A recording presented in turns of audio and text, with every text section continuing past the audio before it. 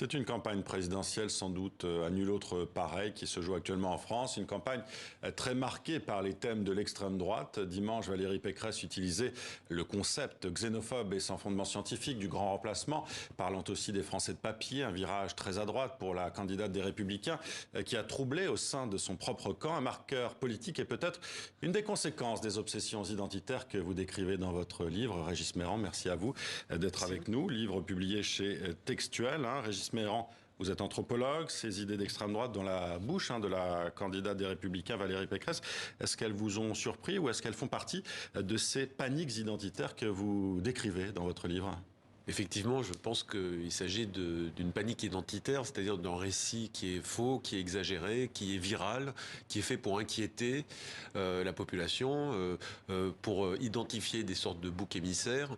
Et en l'occurrence, c'est très souvent les migrants, les musulmans.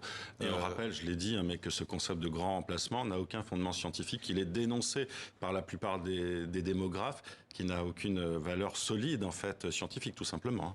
Complètement, c'est un récit faux, c'est une sorte de mythe, en fait, une sorte de mythe politique qui n'a aucun fondement réaliste. On retrouvait chez Barrès, notamment avec les Juifs, il y a un siècle à peu près. Oui, c'est le fantasme de l'invasion d'un pays par une sorte d'entité étrangère menaçante. Ça a été effectivement les Juifs au moment de l'affaire Dreyfus et chez Drummond, par exemple.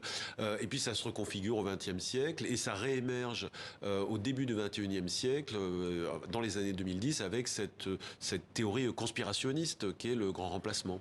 Comment vous expliquez que cette question identitaire, elle ait pris autant de place aujourd'hui ? Et la gauche n'est pas épargnée non plus, quand on voit aussi le communiste, le candidat communiste Fabien Roussel, qui déclare récemment « un bon vin, une bonne viande, un bon fromage, pour moi, c'est la gastronomie française ».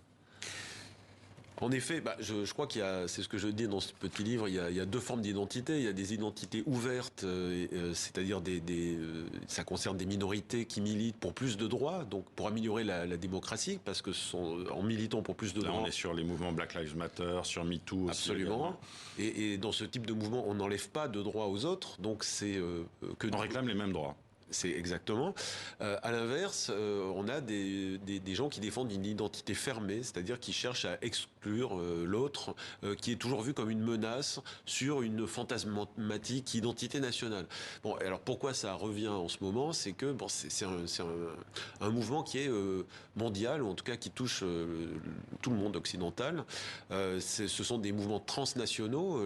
La France, hélas, a été motrice depuis très longtemps, d'ailleurs depuis le 19e siècle, mais elle a été à nouveau motrice dans les années 70, elle a influencé les États-Unis et les Américains à travers l'alt-right, l'extrême droite américaine, ont reformulé les théories du grand remplacement et ensuite ils reviennent en France via le conspirationnisme sous diverses formes. Sauf qu'aux États-Unis, vous le décrivez très bien, il y a eu des études qui ont été faites depuis longtemps sur la question de l'identité, justement pour déconstruire, pour expliquer, alors qu'en France, il y a eu un tabou pendant des dizaines d'années à l'université, tout simplement. À l'université et aussi dans les mouvements sociaux. C'est-à-dire que, de par l'histoire spécifique de la France, c'est-à-dire que au sortir de la Seconde Guerre mondiale, le Parti communiste était très puissant et il a amené beaucoup de choses, de droits sociaux très importants, mais il était extrêmement centré, ou en tout cas très rapidement, il n'était pas comme ça au départ, mais très rapidement il s'est centré sur des questions uniquement sociales en rendant tabou ces questions d'identité qui concernaient les minorités, c'est-à-dire les femmes, les noirs, les musulmans, etc. Ce sont des choses qui pendant très longtemps sont restées d'une certaine manière interdites ou considérées comme non avenues. Et ça n'allait pas avec l'universalisme de la France. On sortait aussi de la Seconde Guerre mondiale où ce concept de race, justement, on voulait plus en entendre parler. Exactement, c'est tout à fait ça. C'est-à-dire qu'il y a un ensemble de choses. Il y a un antiracisme, mais qui était, comment dire aujourd'hui, aveugle à la couleur. C'est-à-dire qu'il au nom de l'universalisme, l'universalisme est une belle chose, mais il ne faut pas pour autant nier la réalité des discriminations qui sont liées justement à la façon dont on perçoit les gens selon leur couleur de peau et en tout cas à ce qu'on identifie de façon fausse comme supposé comportement. Et donc ça, pendant très longtemps, ça a été inaudible. On a a eu même des mouvements sociaux et même un antiracisme qui ne mettait pas trop en avant cette question de l'identité, et elle n'émerge que dans les années 2010 également. Et c'est également le moment où les identités fermées reviennent en force. Oui, justement, on a l'impression que ces idées, enfin ces obsessions identitaires, telles que vous les appelez, elles ont pris place dans le champ politique, dans l'espace médiatique. On le voit aussi avec les médias de Vincent Bolloré, comme CNews, et sur les réseaux sociaux également. On a l'impression que cette guerre culturelle, pour reprendre Gramsci, elle a été gagnée. Est-ce que c'est un phénomène durable selon vous ? Moi, je crois et j'espère que ça ne l'est pas, de toute façon.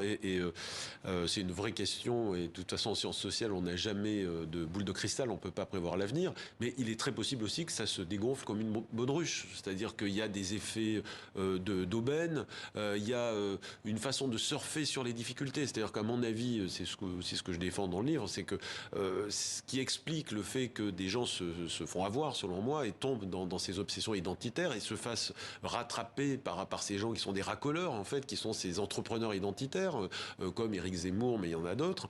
Eh bien, ce qui explique ça, c'est que sur le plan social, sur le plan économique, il y a beaucoup de difficultés qui s'accumulent en France. Et donc, au fur et à mesure où on ne s'occupe pas de traiter ces questions économiques et sociales, eh bien, on crée de la frustration, on crée de l'amertume, et tout de suite, après, il y a ces entrepreneurs identitaires qui captent ces angoisses pour justement diffuser leurs obsessions identitaires. Et ces obsessions identitaires, écrivez-vous, contribuent aussi à instaurer un climat anxiogène et populiste, voire à terme pré-fasciste. Voilà, c'est clair, l'alerte est donnée.